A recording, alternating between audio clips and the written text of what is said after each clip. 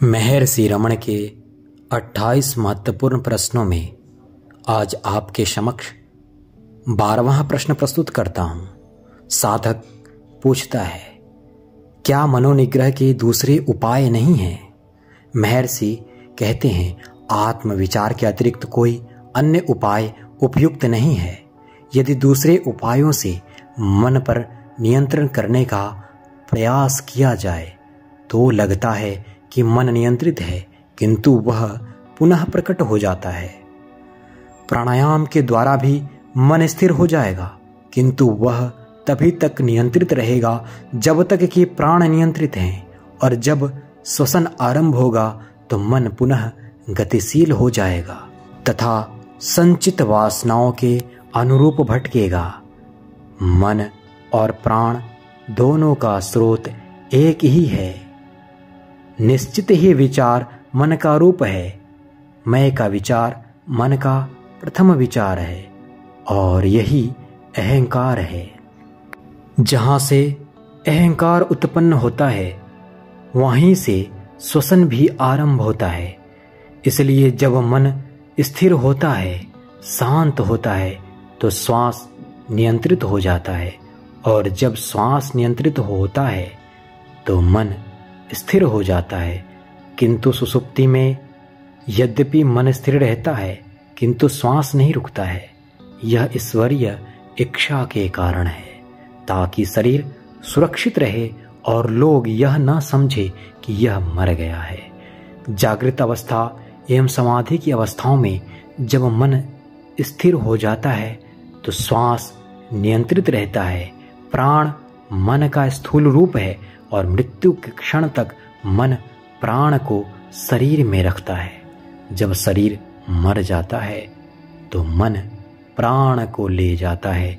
इसलिए प्राणायाम का अभ्यास मनोनिग्रह में सहायक तो है, किंतु यह मन का नाश नहीं करता। प्राणायाम की भांति मूर्ति ध्यान, मंत्र जप, आहार नियमन इत्यादि मन को स्थिर करने में सहायक हैं। मूर्ति ध्यान एवं मंत्र जप से मन एकाग्र तो हो जाता है। मन का स्वभाव ही है सदा चंचल रहना। जैसे हिलते रहने वाला हाथी की सूंड में यदि एक जंजीर दे दिया जाए तो वह हाथी किसी अन्य वस्तु को पकड़ने का प्रयत्न किए बिना ही उस जंजीर को पकड़कर चलता रहेगा।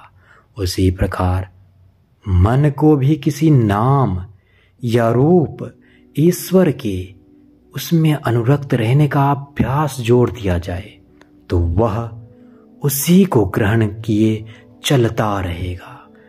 मन जब असंख्य विचारों के रूप में फैलता है तो प्रत्येक विचार अत्यंत बलहीन होता है, किंतु विचारों के लीन या लुप्त होते ही मन एकाग्र एवं बलवान हो जाता है। ऐसे मन के लिए आत्म अन्वेषण सरल हो जाता है। सकल नियमों में से श्रेष्ठ है मित एवं आहार। आहार यानी सात्विक आहार। इन नियमों के पालन से मन में सद्गुण की वृद्धि होती है, जो आत्मान्वेषण में सहायक है।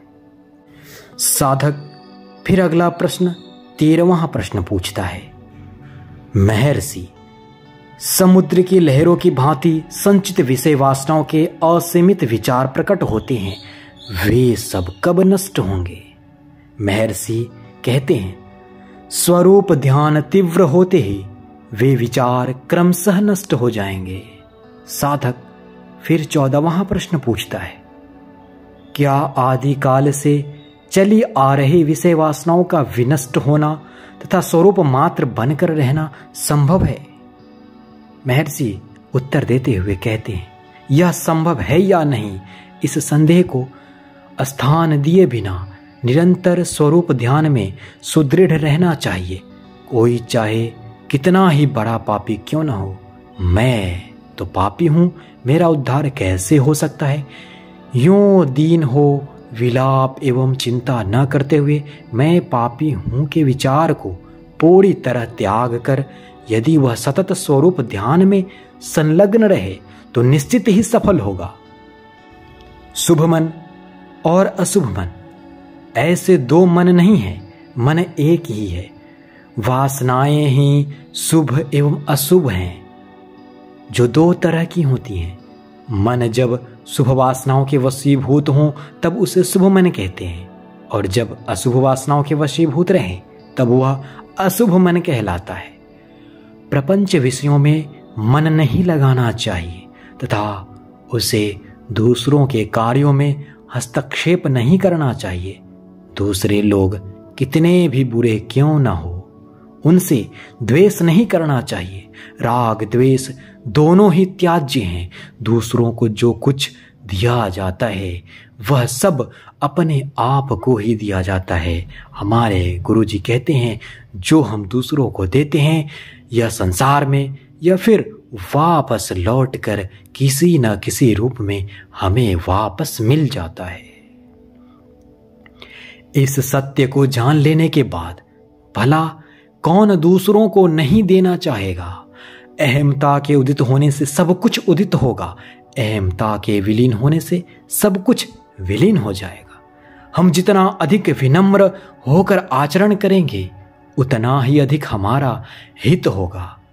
मन को निग्रहित करके कोई कभी भी रह नहीं सकता। आत्म अन्वेषण का अभ्यास कब तक करना चाहिए? यह प्रश्न 15वां प्रश्न है जो साधक महर्षि से पूछता है। महर्षि इसका उत्तर देते हुए कहते हैं, जब तक मन में विषय वासनाएं रहती हैं तब तक मैं कौन हूं का अन्वेषण आवश्यक है। ज्यों ज्यों विचार उठते हैं त्यों त्यों उनके उत्पत्ति स्थान में ही आत्म अन्वेषण द्वारा उन सब का नाश करना चाहिए। आत्म स्वरूप की प्राप्ति तक यदि कोई निरंतर स्वरूप स्मरण में रहे तो यह साधना ही पर्याप्त है।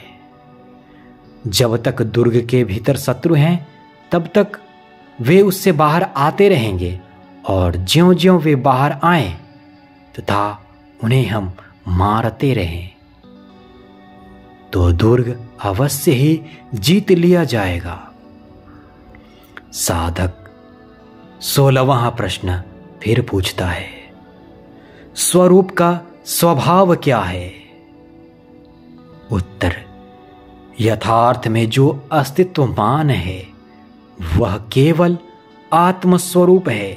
जगत, जीव और ईश्वर इसमें मोती में चांदी के आभास की भांति कल्पित प्रतीति है। ये तीनों एक ही समय प्रकट होकर एक ही समय लुप्त होते हैं, और जिस स्थान पर मैं का किंचित मात्र विचार नहीं होता वहां स्वरूप है, वही मौन है। स्वरूप स्वमेव जगत है, स्वरूप स्वमेव मय है, स्वरूप स्वयमेव ईश्वर है। सब कुछ शिव स्वरूप है।